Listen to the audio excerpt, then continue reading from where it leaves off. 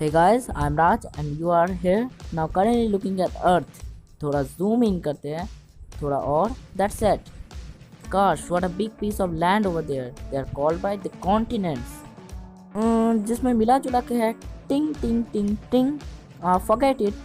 195 countries with 195 different names and 195 different stories. Hey, हम कहाँ है? अफ्रीका. ये अफ्रीका नहीं है. अफ्रीका तो इसके नीचे है. Oh, but ये भी अफ्रीका है.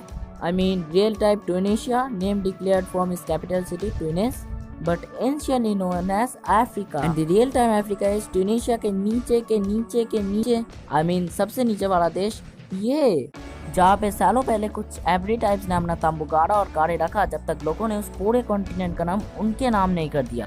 वेल, ये देख के कुछ अफगान ट्राइब्स और इथियोपियन ट्राइब्स को भी आइडिया मिल गया और उन्होंने भी अपना तंबू गाड़ा और गाड़े रखा जब तक उसके पूरे देश का नाम उनके नाम ही कर दिया गया. लेकिन इथियोपियन ट्राइब से कुछ गलती हो गई. उनकी गलती ये थी कि वो काले थे. सो काले एंड ब्रांड लाइक फेसेस उनका देश का नाम पड़ गया Ethiopia. I know racism 2.0 but wait 1 minute. Black, their skin is not totally black, their skin is as black than totally black, which is completely different to the red skin color of the red Indians. पर उन्हें कदे ही पसंद नहीं था कि कोई उन्हें red Indians बुलाए. But if some Americans get angry, tell them chill bro, chill like your godfather Americo Vespucci. Hey, you wanna hear this story? Well, सुनना ही पड़ेगा, ऑप्शन नहीं है.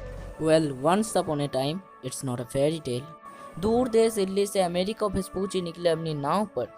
पहुंच गए केप सेंट अगस्टिन लगा के अपनी जान दाव पर. वहाँ पे खोजा उन्होंने अमेजन रिवर का मुहाना. वहाँ पे एक देश बहुत ही सुहाना, what is today known as America. So basically Amerigo Vespucci बन गए दुनिया के वो महान इंसान जिनके नाम आज पूरा देश अमेरिका खड़ा है. और रो लोपेज, सैंड मरियस और नेमुनी. लोपेज ने तो अपने स्पेन के किंग फिलिप को मस्का लगाने के लिए एक आइलैंड खोजा और उसको फिलिप के ऊपर से फिलीपींस का नाम दे दिया. नाउ राजा खुश इज इक्वल टू लोपेज की किचोड़ी खुश इज अल्टीमेटली लोपेज खुश. अब सैंड मरीनस से पड़ गया सैंड मरीनो और नेमुनी के ने से पड़ गया नेपाल का Nepa. And talking about Nepal we need to also speak about Bhutan because He's your best friend, yeah. वेल, भूटान शब्द आया है भूटा अंटा से, जिसका संस्कृत में मतलब होता है the end of Tibet. Tibet जिसको अभी फिलहाल चाइना ने हड़प लिया है. लेकिन चाइना ने तिब्बत का हड़पा उसके बहुत पहले से भी चाइना के ट्रेड्स को कुछ पर्शियन ट्रेडर्स ने हड़प लिया. पर्शियन ट्रेडर्स यानी कि शिना in Persian that's China. So China को नाम मिला है पर्शियन ट्रेडर्स से, बट चाइना से किसी और को नाम मिला है which is none other than नाम ऑफ वियतनाम. वियत यानी कि नॉन चाइनीज और नाम यानी कि साउथ. तो non Chinese south is equal to Vietnam, but they non Chinese as proclaimed by China. So China started dominating them and इन लोगों से ये सहा नहीं गया और इन्होंने मिलकर बना डाला अपना खुद का देश. ठीक ऐसे जैसे कि भारत के कुछ पवित्र बहुत ही पाक लोगों ने मिलकर बना डाला उनका खुद का देश Pakistan, the land of pure. But no seriously, इस मूव से काफ़ी सारे लोग इंस्पायर हुए और कुछ लोगों ने कुछ बंगालीज को लिया और बना डाला the land of Bengalis Bangladesh. Iran ने कुछ सुंदर लोगों को लिया और बना डाला लैंड ऑफ सुंदर पीपल तुर्की. राइट में थाईलैंड ने कुछ लोगों को लिया और बना डाला land of people Thailand. Malaysia ने अपने मलयू किंगडम के कुछ लोगों को मिलकर बना डाला the land of people of the Melayu kingdom Malaysia. और मोरक्को ने भी, मोरक्को ने एक शाम थोड़ा सा सोचा और कहा वाह what a beautiful sunset I have, अब से I will call my self the land of sunset. ये देख के जापान ने भी सोचा वाह what a beautiful sunrise I have, अब से I will call my self the land of sunrise. And moon also, does I really like the moon? Oh, I like the moon, it's cute and round. Do you know somebody like the moon even more than Japan? Yes, that's right. But they also have moon in their national flag too. Yes, this is Uzbekistan, जहाँ हर कोई खुद का master है, नहीं समझे? Well, Uj means self and Bek means master, खुद का master. Just like a king who is his own master. But king lives Mali because Mali is a place where king lives. But unfortunately now Mali is a place where no king lives. Hey, there was a place were lot of kings. Saudi Arabia जिसका नाम past rolling royal family और south के नाम से पड़ा था, जिसके पास पैसा होती, तेल होती, बुर्ज खलीफा होती, बस पानी नहीं होती। कौन बोलती? वही बोलती जिसके पास पानी की कमी नहीं होती, क्योंकि हमारे पास नाइजर रिवर होती। मी टू। सो यार रिवर नाइजर से नाम हो गया नाइजेरिया। राइन रिवर के पास रहने वाले जर्मनियन ट्राइब से बन गया जर्मनी, और सिंधु रिवर से हो गया हिंदू, हिंदू से हो गया Hindustan. Who is it? No one, but we can be someone by getting inspired from you. Sure. Alexander the great ने यहाँ पे एक लरीसा नाम का पोर्ट बना दिया, जो 1521 में पोर्तुगीज का मेन अड्डा बन गया। और पोर्ट का हिंदुस्तानी वर्ड होता है कुट, तो हिंदुस्तानी वर्ड कुट से इंस्पायर होके पड़ गया देश का नाम Kuwait. So Kuwait basically means a single port country, and Monaco basically means a single house country, क्योंकि it still is a place where people lives in the part of each other or in a bungalow or in a single house. But the single house is not so bad because Iceland is a country which is live in a single island with lot of ice. इतना ice कि उसका नाम ही पड़ गया Iceland. Much late. Not anymore.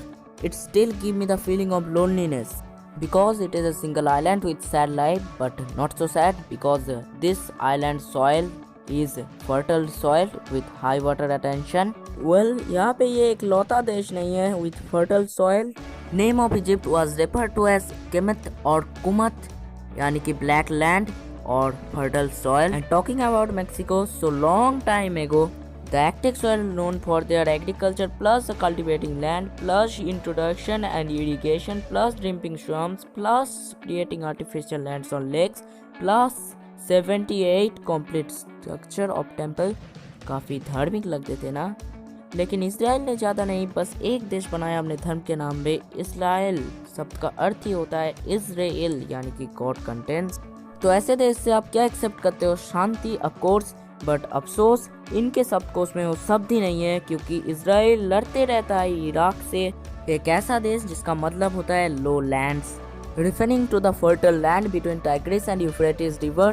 जिन दो reverse के लिए Iraq लड़ते रहता है सीरिया से। काश इतना लड़ाई, इतना गुस्सा, but it is still nothing because Belgae के बेल्गियो ट्राइब्स को इतना ज़्यादा गुस्सा आता था कि उनका नाम ही पड़ गया बेलगाय ट्राइब्स, यानी कि people who swelled with anger.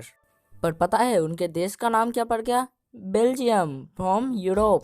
लेकिन इन सब के बीच एक देश था जो अपने गुस्से के लिए नहीं, अपने भाईचारे के लिए जाना जाता था, फ्रांस वर्ड आया है फ्रैंक वर्ड से, यानी कि फ्री और सिंसियर। यहाँ पे तीन चीज़ों को सबसे ज़्यादा माना जाता है, जो कि है freedom, equality and brotherhood. In fact not only France but Denmark too, दोनों ही इस ब्रदरहुड के पॉलिसी को मानते हैं, और इन दोनों ही यूरोपियन यूनियन के इम्पोर्टेंट पार्टनर्स भी है। डेनमार्क में मार्क का मतलब है वुडलैंड, यानी कि बॉर्डरलैंड, और ऐसा ही बॉर्डरलैंड दुनिया में एक और है जो कि है यूक्रेन, यानी कि यूक्रेन का भी मतलब है बॉर्डरलैंड कंट्री। अब जब बॉर्डरलैंड का ट्रेंड दुनिया में छा ही चुका था, तब फिनलैंड और स्विट्जरलैंड भी इसमें कूद पड़े। फिनलैंड ने पहले अपने लोगों को नाम दिया फिन्स, और फिन्स के देश को नाम दिया फिनलैंड। ऐसे ही स्विट्जरलैंड ने पहले अपने लोगों को नाम दिया स्विट्जर, और स्विट्जर के देशों को नाम दिया स्विट्जरलैंड। इटली ने पहले अपने भेड़ बकरियों को नाम दिया काब्स, एंड काब्स के देशों का नाम दिया द लैंड ऑफ काब्स, यानी कि Italy. And God, Italy is so beautiful, लेकिन उससे भी ज़्यादा ब्यूटीफुल है इसकी फ्रेंडशिप विद चिले। दोनों ने एक दूसरे के दोस्ती के लिए 25 कॉन्ट्रैक्ट साइन किया है, तो जाहिर सी बात है ये दोस्ती ये नहीं तोड़ेंगे। हाँ, और तोड़ने फोड़ने से याद आया, चिले का मतलब होता है the end of the earth, and look at it, we reach the end of the earth.